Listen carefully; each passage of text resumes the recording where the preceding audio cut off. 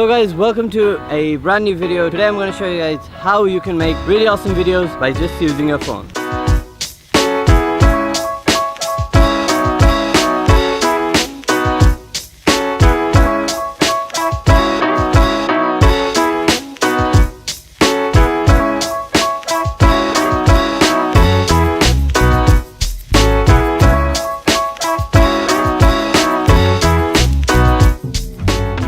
So you're probably wondering why I like to use my phone when shooting video. There are a couple of reasons behind it. The main reason being the convenience. It's really easy to just take your phone out of your pocket and start shooting right away. Second reason why I like to shoot with my phone is because of the homely atmosphere you can create with your phone footage. That's gonna look really nice when you're blending all the different type of footage together to create a final product. So in this video I'm gonna give you guys a couple of tips and tricks that I like to use when I'm shooting with my phone. So the first tip I'd like to talk about is the camera settings, and I normally like to shoot at 1080p at 60 frames per second just to keep all the file size down and of course have the ability to slow down the footage in post-production.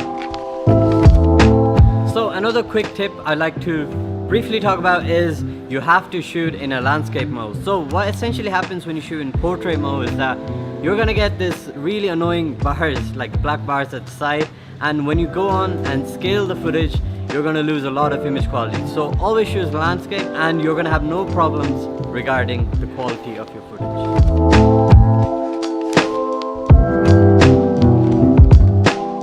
So another very important tip I'd like to talk about is the use of in-camera transitions when you're shooting. What I mean by that is you want to take plenty of shots with a lot of movements such as simple panning or dolly shot. Later on in edit you'll have so much flexibility. You can speed ramp, you can cut, you can do pretty much anything you want to do, and yeah, plenty of in-camera transitions.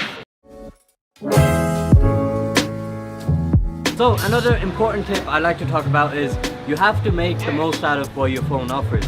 What I mean by that is most of the modern phones, they have functions such as time-lapse mode, portrait mode, and you really have to start using those different functionalities in your mobile device to get the best out of your phone.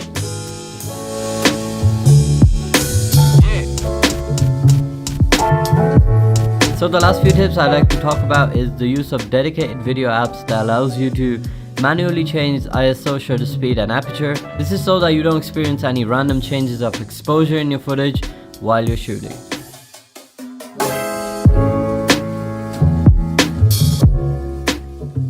Alright guys, so as you can see I'm in my editing desk, and since this video is in association with Filmora Pro, I will be using this software to edit this video. What I'm gonna do now is create a new project. Okay, so I've opened up Filmora Pro and this is what the interface looks like. You'll have your viewers tab here, trimmer, control scopes, text, layout, and your effects are in here. So what I'm gonna do now is I'm gonna import some of the footage. Okay, so as you can see I've imported pretty much everything, and what I'm gonna do now is I'm gonna create a new folder to keep everything organized. So I'm gonna call it iPhone 8. So I'm going to make another folder and call it an audio, just to keep everything organized like I said. I'm just gonna place it in there. So as you can see I have the video folder and the audio folder now. So what I'm gonna do now is I'm gonna import all these footage into the timeline. How Filmora works is pretty much identical to how Premiere works. So what you want to do is, let's say you want to start a clip from here, you just press I, and you want to end the clip around here, press O. And since I just want the video, I'm just gonna drag the video there. So I'm gonna place it down here, and there you go. It's as easy as that. As you can see, your preview is right here. I'm gonna make it a bit more bigger because I like working in bigger workspace.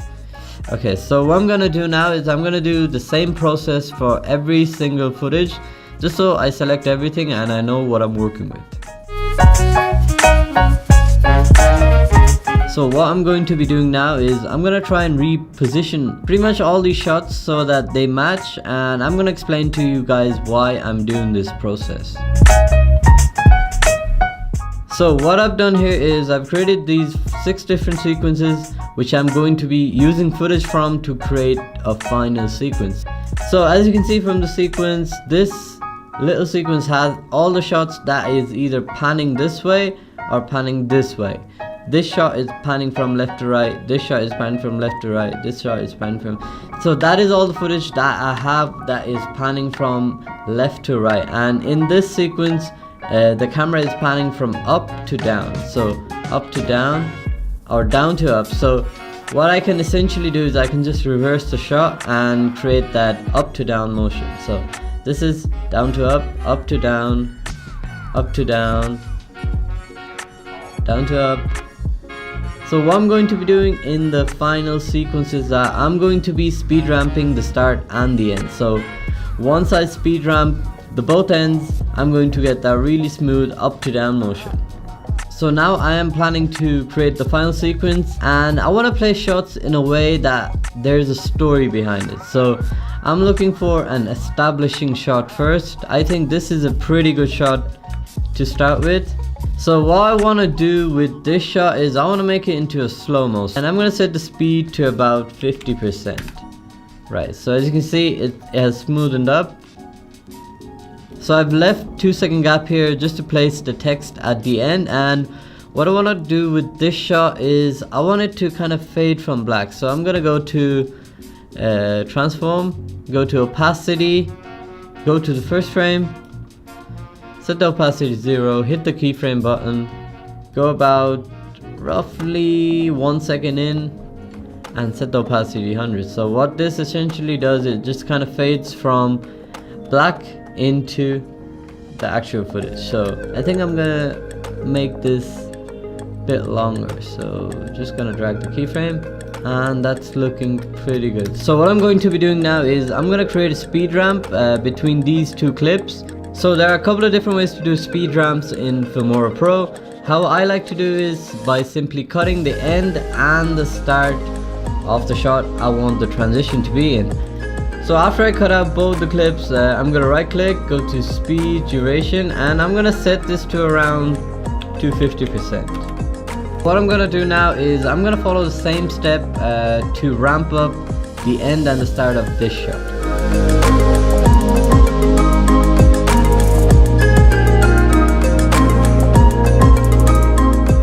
As you can see, I'm finished creating a sequence, and now what I'm gonna do is I'm gonna start color correcting this footage. So once I color correct, I'm gonna add a couple of sound layers and then finally export the video. So right now I'm gonna show you guys the final video, the final output of what we created in Filmora Pro.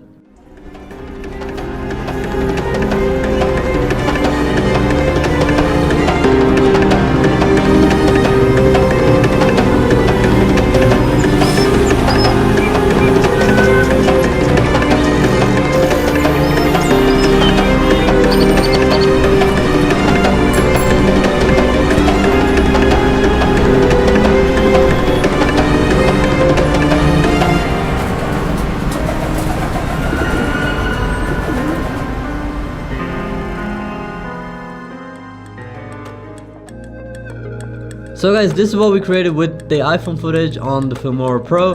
I hope that you learned something from this video. I hope that you enjoyed it. Just remember, you don't need an expensive camera when you're starting off. All you need is a good editing software and just a phone. I shot many videos with iPhone 4 for like 2 months before finally buying my very first camera. My very first editing software was also Filmora. I just find it really user friendly. I definitely do think that if you're starting off your YouTube career, this is the software that you need to go after. Check it out. I'll put the link in the description below where you can get it for free, and I will also put the download link of the files in the description so you can try it out yourself. And once you edit all those footage, make sure to tag me if you're uploading on your social media platform. I'll be sure to give feedback on every one of you guys. So I hope that you enjoyed watching this video, and I'll see you in the next video.